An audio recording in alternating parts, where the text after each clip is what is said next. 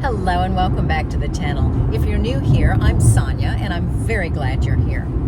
So for a while, a number of people have suggested that ATF and I, that's my afternoon tea friend, she and I go to the Secret Garden restaurant in Fort Worth.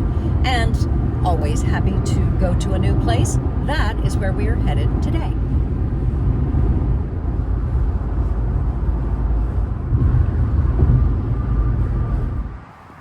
Located in the Montgomery Street Antique Mall, the Secret Garden restaurant is found on the west side of Fort Worth, just north of I-30. It's always fun when you can combine a full tea experience with a little shopping, and the Montgomery Street Mall probably has everything anyone could ever want. I mean, this place is huge.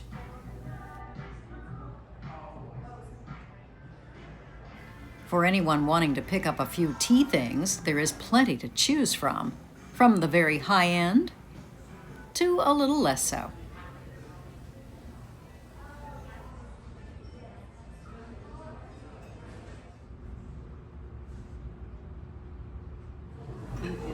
Know anyone who might need a mustache mug for their tea? And speaking of tea, let's get started. As the Secret Garden is a full restaurant, you can come here just for lunch if you like. There are a number of tasty-sounding items on the menu. But the tea service, which they call high tea, is very popular. Is this right here? This is perfect, thank you. The tea service is a very reasonable $15 and offers numerous selections of black and herbal teas to choose from.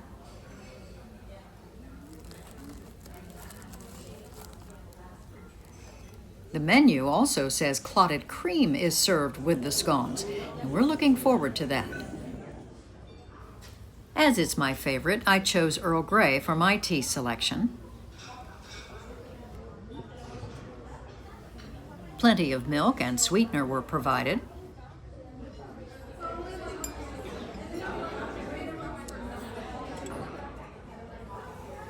ATF chose an herbal tea that included notes of watermelon. She said it was very good.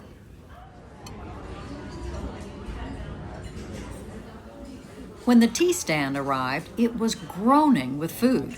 3 kinds of sandwiches, scones with cream and jam, and a poppy seed tea bread, and a full plate of fresh fruit with an optional sweet dressing. I think we could have comfortably fed 4. First, the chicken salad finger sandwiches. There was plenty of filling, and the bread was nice and fresh.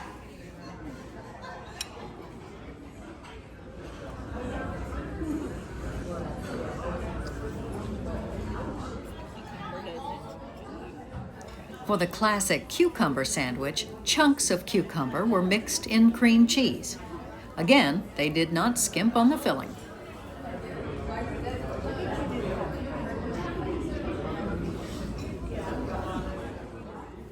Finally, the third finger sandwich was cream cheese mixed with strawberries.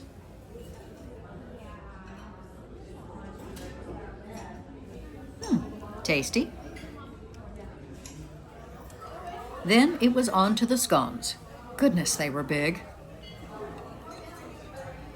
Tongs and fingers required.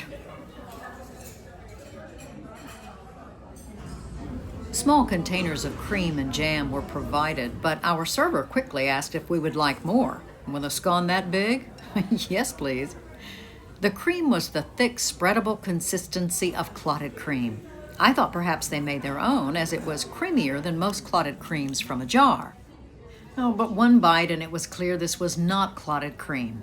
I suspect it was a mock version, often made of cream cheese, sour cream, and sugar, because this was definitely sweet, tasty, just unexpected.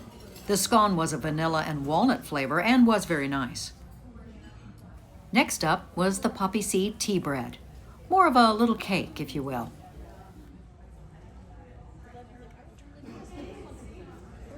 It was very good, fresh and flavorful. Eaten with a little butter, it was very tasty.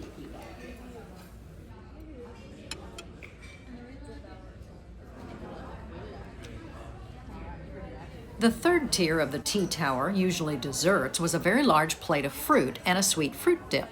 But by the time we got to the end of the sandwiches and scones, there was no room for it. We needed to-go boxes to take a lot home. So, back home now, we've had time to assess the experience. What do we think about that? Well, first, the pros. ATF and I were most impressed with the service. It was excellent. Our server was knowledgeable about the food we were getting. He was friendly, and he frequently came over to check on us, which was very nice.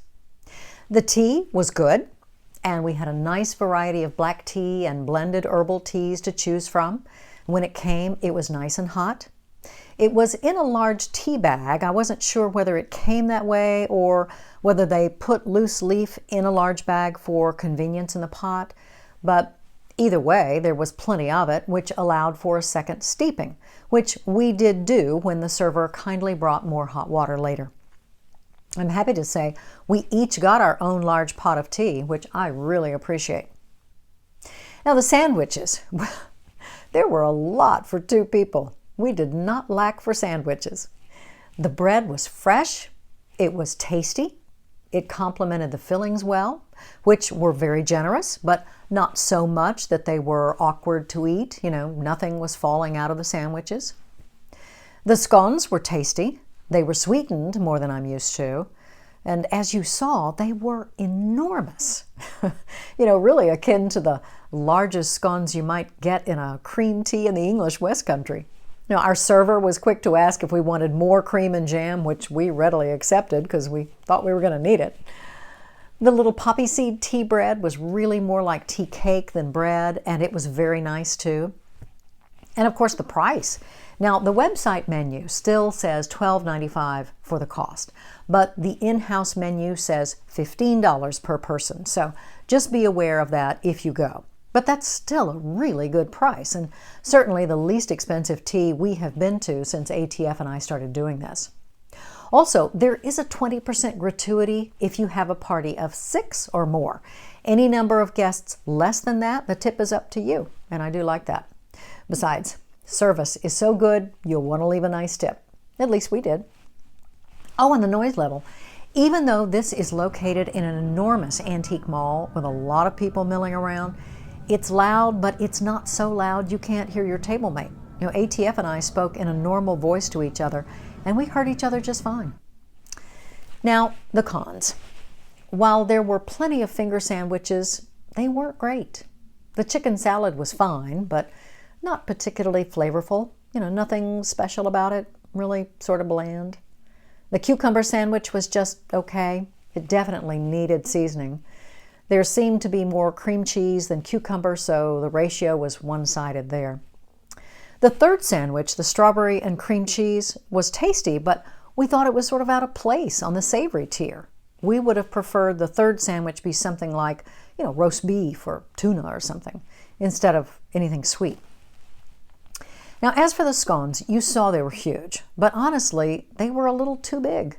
I know people don't usually complain about having too much food, but the size made them awkward to eat, and they just came off a little clunky.